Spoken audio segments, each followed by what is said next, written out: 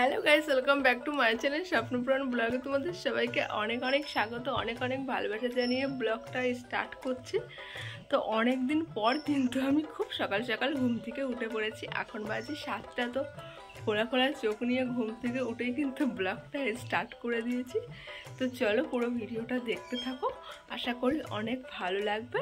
ঘুম থেকে উঠে রান্নাঘরে এসেই দেখি মা কিন্তু এদিকে বানাচ্ছে মোচা। আচ্ছা, তোমরা মোচা খেতে কে কে ভালোবাসো অবশ্যই কিন্তু বলো, আর তোমরা মোচাটা কিভাবে খাও সেটাও বলো। আমি শুনেছি মোচার নাকি অনেক রকম রেসিপি হয়। আচ্ছা, তোমাদের কয় রকমের রেসিপি জানা আছে সেটা কিন্তু বলো। আমি কিন্তু কয়েকটা মোচার চপ জানি, তারপরে মোচার ঘন্ট বলে আমাদের এখানে, তারপরে মোচার ধোকাও হয়। তোমার দোকানে কটা রেসিপির নামে চেনো বলছি কেন, সরি, জানো সেটাও কিন্তু আমাকে অবশ্যই বলো।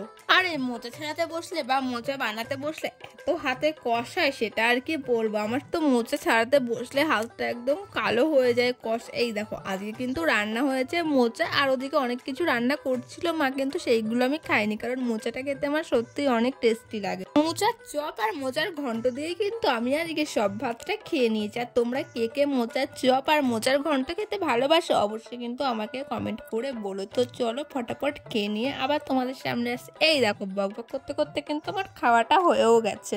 আর রোদ উঠলে কিন্তু আকাশটা দেখতে অনেকটা সুন্দর লাগে। আর সামনেই তো পুজো আসছে, পুজোর আগে কিন্তু আকাশটা সত্যি অনেক সুন্দর হয়। তারপরে আমি যে ভিডিওগুলো পোস্ট করেছিলাম সেই ভিডিওগুলো অনেকদিনই দেখা হচ্ছে না, নিজের ভিডিও, সেই জন্য কি আর করব, নিজের ভিডিওগুলো একটু দেখছিলাম যে এইগুলো দেখা হয়নি। এটা আমি আমার পুরনো ফোন থেকে ভিডিও দেখছিলাম।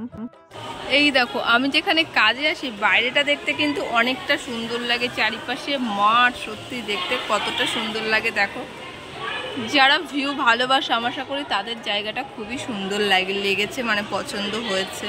এখানে কিন্তু ভিডিও অ্যালাউ নেই, কিন্তু তোমাদেরকে দেখাতেই হবে আমার ডেইলি লাইফস্টাইলটা, সেই জন্য কিন্তু আমি লুকিয়ে লুকিয়ে যেইটুকু পারি সেইটুকুই কিন্তু তোমাদের সাথে শেয়ার করার চেষ্টা করি।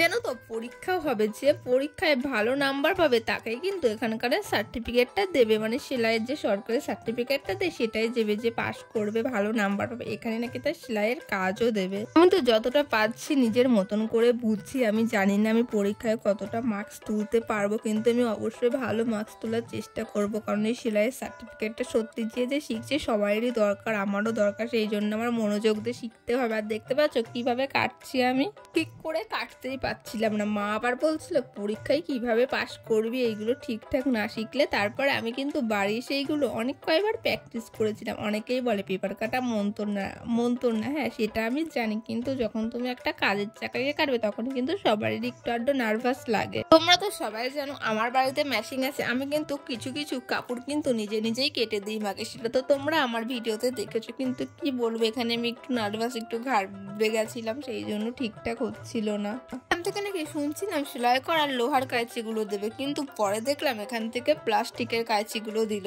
কি আর করা যাবে, যেটা দিয়েছে সেটা নিয়ে খুশি থাকা ভালো, সেই জন্য সেটা নিয়ে খুশি ছিলাম। আর এখানে কিন্তু আমাদের শেয়ার কাটিং গুলো শেখাচ্ছিল, তো শেয়ারটা আমার মোটামুটি মাথার ভিতরে ভালোই ঢুকে গিয়েছে। আমি বাড়ি এসে প্র্যাকটিসও করেছি, আমি পেরেছি। আর এখন শেখাচ্ছে ব্লাউজ, সেটা না মাথার ভিতরে একদম ঢুকছে না। মাকে কিন্তু আমি রোজই নিয়ে যাই, কারণ আমার একা একা যেতে ভালো লাগে না, একা একা জানি কেমন একটা লাগে, সেই জন্য আমি মাকে রোজই নিয়ে যাই। মা আমার সাথে রোজই, এই দেখো এখানে মা বলছে এইভাবে কর, মা একটু বুঝেছিল তারপরে আমাকে বুঝিয়েছে, তারপরে আমি পেরেছি। এটা একদম আমার মাথার ভিতরে গিয়ে গিয়েছে। তোমরা কে কে সেলাইয়ের কাজ বা সেলাইয়ের কাজ জানো অবশ্যই কিন্তু আমাকে বলো। আর কাদের বাড়িতে মেশিন আছে, কে কে সেলাইয়ের কাজ করো সেটাও আমাকে বলো। আমি তোমাদের কবে থেকে বলছি ছোট্ট একটি স্বপ্নপূরণ ব্লগটাকে অনেক বড় স্বপ্নপূরণ ব্লগ তো করতে হবে, বা বলতে পারো অনেক বড় একটা পরিবার করতে হবে। কি এত ভাবছো, তাড়াতাড়ি 1K সাবস্ক্রাইবার পূরণ করে দাও। মা কিন্তু বেশ সুন্দর করে কাটছে, আমিও সেটা দেখছি, আর ভাবলাম চলো তোমাদেরকে একটু দেখাই, তাই কিন্তু আমি তোমাদেরকেও দেখাতে বসে গিয়েছি। আমি সত্যি জানি না আমি কতটা ভালো ভিডিও দিচ্ছি, আমি যেমনই ভিডিও দিই তোমরা কিন্তু আমাকে কমেন্ট করে জানাবে। আমার যদি কোনো ভুল থাকে অবশ্যই কিন্তু তোমরা আমার ভুলগুলো ধরিয়ে দেবে। বিকালবেলা কিন্তু ফুচকা এসেছিল, আমি আর মা একটু গেছিলাম দোকানের দিকে, তো আসার সময় চুরমুর কিনেছিলাম। ফুচকা তো আমি অতটা ভালোবাসি না, শুধু ওখান থেকে না চামচ জিনিস, এই জন্য মুখ দিয়েই খাচ্ছিলাম। তাহলে চলো আমি ততক্ষণে ফুচকা খাই, ততক্ষণে তোমরা আমার চ্যানেলটি সাবস্ক্রাইব করো, যদি ভিডিওটা ভালো লাগে অবশ্যই কিন্তু একটা লাইক করো। তাহলে চলো আজকের মতন টাটা, সবাই ভালো থেকো এবং সুস্থ থেকো, সবাই সবার পরিবারের খেয়াল রেখো, লাভ ইউ।